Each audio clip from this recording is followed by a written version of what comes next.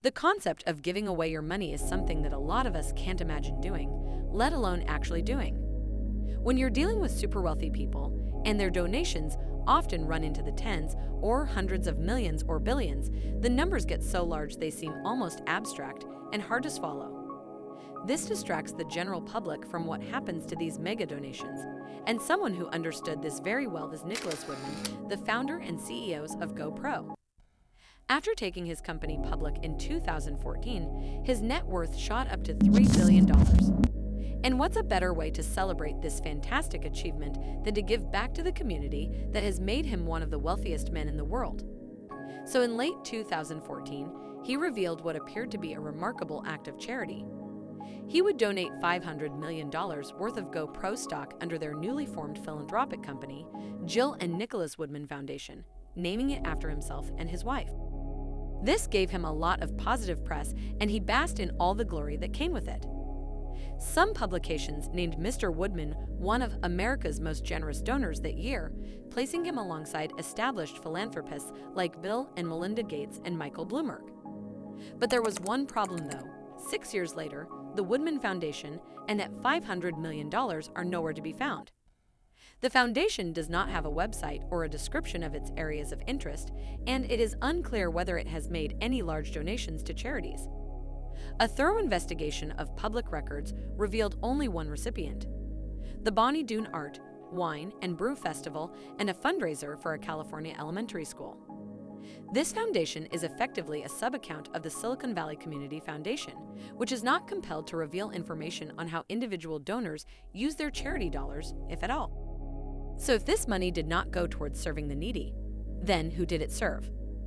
That year, he was hit with a massive tax burden following GoPro's first public offering. He reduced his tax burden in two ways by donating to the Silicon Valley Community Foundation. First, Mr. Woodman avoided paying capital gains taxes on the $500 million in stock, a sum that would have been in the tens of millions of dollars had he sold it. Second, he was also eligible for a charitable deduction, which saved him millions of dollars and will likely lower his personal tax payment for years to come. This begs the question, is philanthropy used by the ultra-wealthy as a smokescreen to avoid taxes? Is this yet another case of corporate hypocrisy? In this video, we will tell you how charity makes the ultra-rich actually richer and what exactly they mean when they say they are donating 99% of their wealth to charity. Welcome to another project.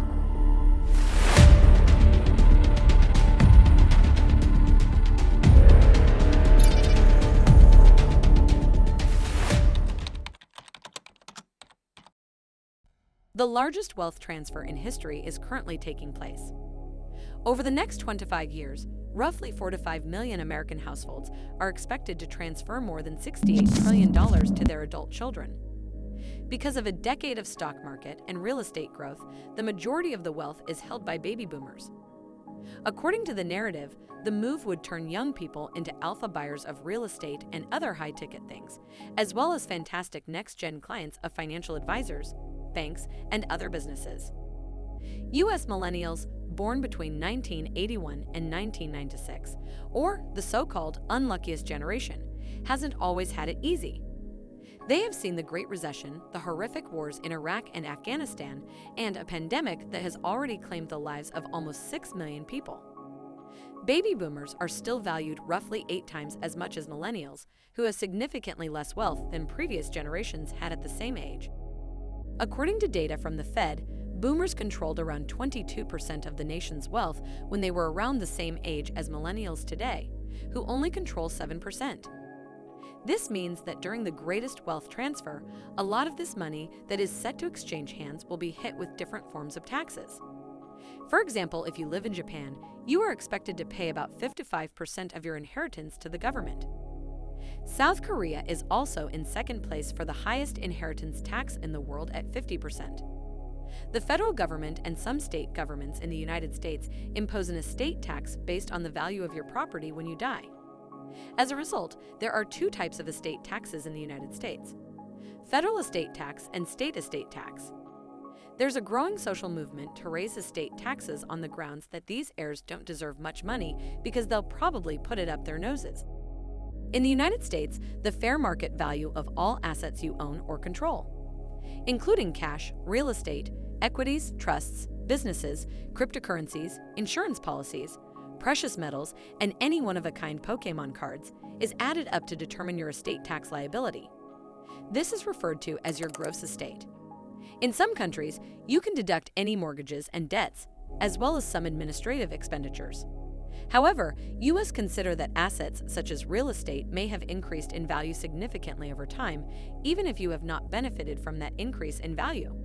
However, you do not have to pay all these exorbitant taxes, and one way to do that is by leaving charity through a trust.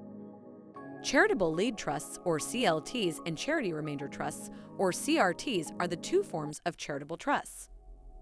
Some of the assets in your CLT will go to a tax-exempt charity if you have one. You can reduce the value of your estate and get a tax break by contributing to charity. Whatever is left in the trust when you die, or after a predetermined length of time, will be passed on to your beneficiaries. You can, on the other hand, transfer stock or similar appreciating assets to an irrevocable trust if you have a CRT. You can profit from that asset for the rest of your life. Then, when you die, the proceeds from your investments will be donated to charity. You'll avoid capital gains tax and reduce your estate tax liability in the process. Plus, you'll score a tax deduction. This is one of the main reasons why the growing wealth gap will only get wider, because the rich can avoid taxes while alive or dead, and when they pass that wealth over to their beneficiaries, they get to avoid taxes too. There's nothing quite like a good tax dodge. And charity provides just that, a way of giving poor people money with one hand, while using the other to keep as much of your own money away from them as possible. It's convenient for everyone involved. You write a big check and reap the good feeling of making everyone else's life better, while at the same time reducing your own tax obligations as drastically as possible. SpaceX, Tesla, Neuralink, and Boring Company are philanthropy. If you say philanthropy is love of humanity, they are philanthropy. It is positively a badge of honor for the world's wealthiest businesses to build vehicles to give away their riches, which is why Warren Buffett and Bill Gates launched the Giving Pledge, a charity movement in 2010. The campaign aims to encourage billionaires all around the world to give away the majority of their fortune. However, nothing in the promise specifies what the donations will be used for or whether they would be made now or after death. It's simply a dedication to leveraging private riches for seemingly public benefit. It is also not legally enforceable, but a moral commitment. A significant number of individuals and families have signed the pledge, including Mark Zuckerberg and Priscilla Chan, as well as recognizable figures like Richard and Joan Branson, Michael Bloomberg, Barron Hilton, and David Rockefeller. Many of the world's wealthiest people appear to simply desire to donate their money to worthy causes. It's not a new concept for firms and the affluent to use philanthropy to repair their public image after a scandal, but it's one that works. Wow, isn't this individual doing a lot for society? Is the normal reaction to seeing donations of enormous wealth. However, the truth is often disappointing. Only 14 of the many billionaires who have joined the Giving Pledge are among the top 50 donors of 2021, and only 21 of the Forbes 400 list of wealthiest Americans made the Philanthropy 50. I'm curious as to why more of America's wealthiest people, even some who have pledged to give up their entire fortunes, were not among the top 50 donors in 2021. It's worth considering why the billionaires who have signed the Giving Pledge are waiting. What are the advantages of contributing later rather than sooner? Despite the fact that the pandemic era's booming stock market has pushed billionaires' fortunes to new heights, the world's wealthiest people have opted not to keep up with their philanthropic contributions. That's according to the Forbes Philanthropy Score. Forbes analysts add together all of a person's out-the-door giving over their lifetime and divides it by the sum of their total current wealth and overall donating amount. The results are divided into 5 categories: less than 1%, between 1% and 5%, between 5% and 10%, between 10% and 20%, and between 20% or more. Only 19 of the 400 billionaires on 2020's list had given away 10% or more of their fortune, while a record high 156 have contributed less than 1%. While Bezos and Musk have yet to get into the top 1%, Mackenzie Scott has surpassed them by giving away 13% of her money. Scott is now wealthier than she was last year, despite her fast pace of giving. Based on this metric, Forbes would consider the median American household giving $1,200 to charity throughout their lifetime based on a current net worth of around $120,000 to be more generous than Bezos and Musk. While those altruistic initiatives may be beneficial, they will never be as beneficial as the tax savings and write-offs that the contributor enjoys. In the case of GoPro CEO Nicholas Wood, the $500 million was invested in a donor-advised fund, or DAF. Allow me to explain.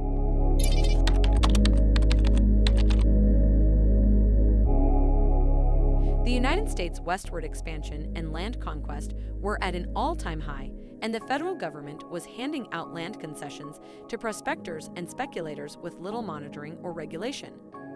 This resulted in large monopolies arising in a variety of industries, including agriculture, railroads, oil, and gold. By the 1890s, these monopolists, known as robber barons, had taken control of the whole economic and political fabric of the country, and everyone was furious. Andrew Carnegie, America's richest man back then, claimed in his book, The Gospel of Wealth, in the early 1900s that it is a wealthy individual's societal responsibility to live a modest life because income is no longer necessary after a certain point. That money should instead be reinvested in the community. Many robber barons, including John Rockefeller and J.P. Morgan, handed away their fortunes as they neared the end of their lives. They used philanthropy to repair their public image after decades of criticism for their contribution to wealth inequality.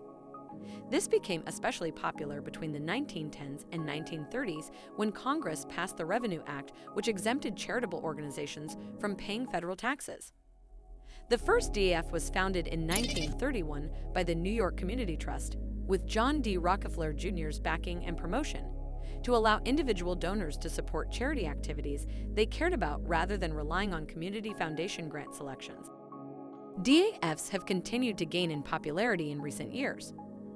Contributions to DAFs increased 20% to $47 billion. Charitable assets increased 9% to $159 billion, and the number of DAF accounts surpassed 1 million for the first time.